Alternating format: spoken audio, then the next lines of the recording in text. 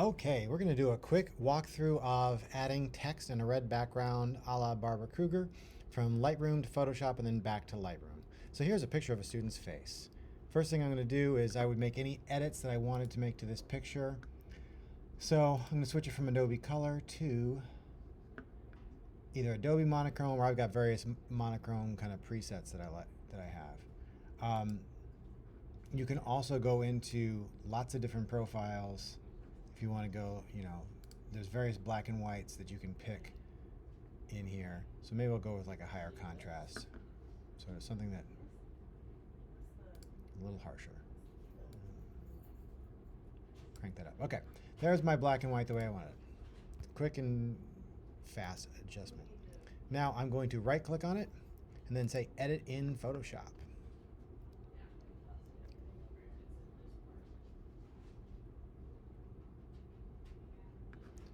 And it should come up in Photoshop. Look at that, there it is. Command 0 gives you a full screen picture. Command Option 0 zooms into 100% if you want to do that. Command 0 is a nice way to go.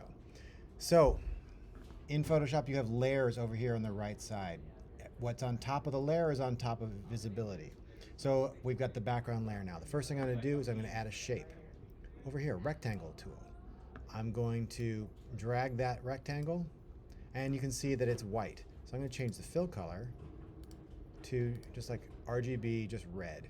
If I want to adjust that a little bit, you clicked on this little rainbow thing here, drag it, and maybe I don't want it to be quite such a virulent red.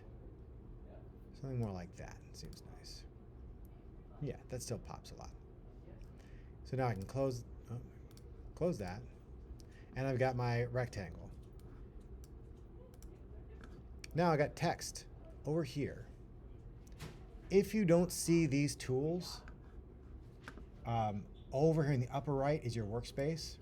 Choose photography. That's got the basic stuff that you need. So now I'm going to take my text tool and I'm going to write in the text box. You know what? Actually, let's cancel that. Let's make a text box somewhere else. I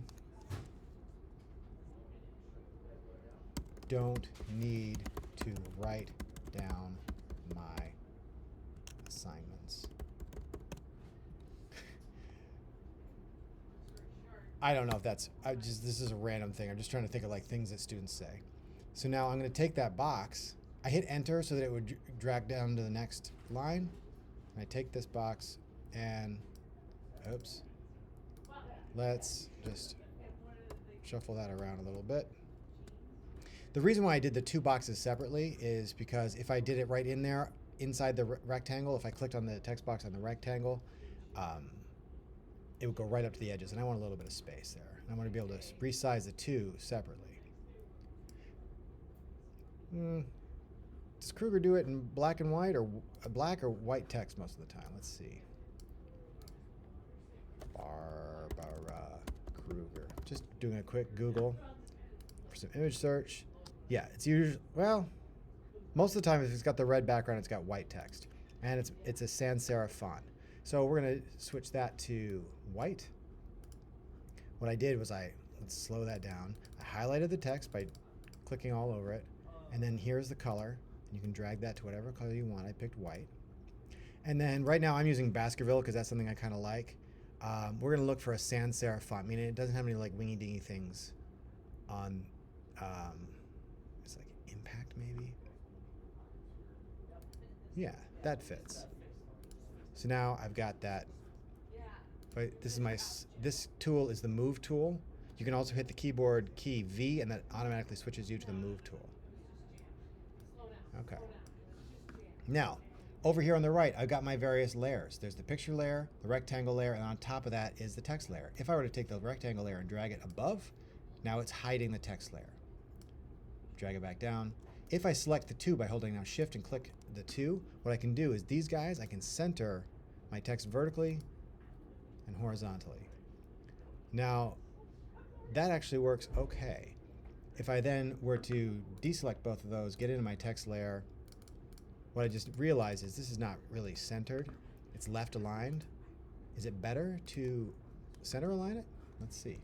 Go back, select the 2, recenter it, recenter it. And now, while I've got the 2 selected, I can move them all around. If you want to, you're always going to do the 2 together now, select the 2, hit Command G, and you make a group. And I call that text and box. So now, because that's one group, if I resize, the text will go with the box. I can do everything I want. If you hold down the Shift key, that will maintain your proportions. If you don't hold down Shift, then you can kind of like stretch it and stuff, which I don't recommend doing. I prefer to keep the proportions the way you kind of did it. So then I find some negative space in there. If I click around the corner, see how my cursor changed to that like corner kind of thing? I could do that, and then Shift, maybe kind of do something like this. Come out of the thing. I don't need to write down my assignments. Once you hit the checkbox, it should re-rasterize or re-vectorize the text. It makes it nice and clean again. Okay, now, next thing we do, save as. Let's say we're done. Save it to my desktop, and I call it Worden Kruger, because I'm Worden and I'm doing it in the style of Kruger. Save. And then it's going to ask me a bunch of stuff. I'm not going to compress it. Just make it a full TIFF. That's fine. Including layers will increase file size. That's fine. Bringing it back into Lightroom with the layers kind of makes it a little easier sometimes. If you want to go and edit later on, you can do that. If you were to compress it into a JPEG, this text and box would be baked into the file, and then you can't do anything. You can't like change it again. So now I got to bring it back to Lightroom. I use Lightroom Classic, which as soon as I saved it and exited out, it would bring it right back into Lightroom Classic, but this version of Lightroom doesn't seem to do that, which I find kind of annoying, but all right. Where's Worden Kruger TIFF? Worden Vision, Little Wieners. Okay. Little Wiener, that's my wiener dog logo. There we go, WordenKruger.tiff. Now I review that for import. I'm like, yeah, that's the one I want. Give it some stars or something so I can find it later on. And then from there, it's back in my Lightroom catalog. I can make my album, share the album with the assignment, just like I normally would for everything else. All right, I hope that helped.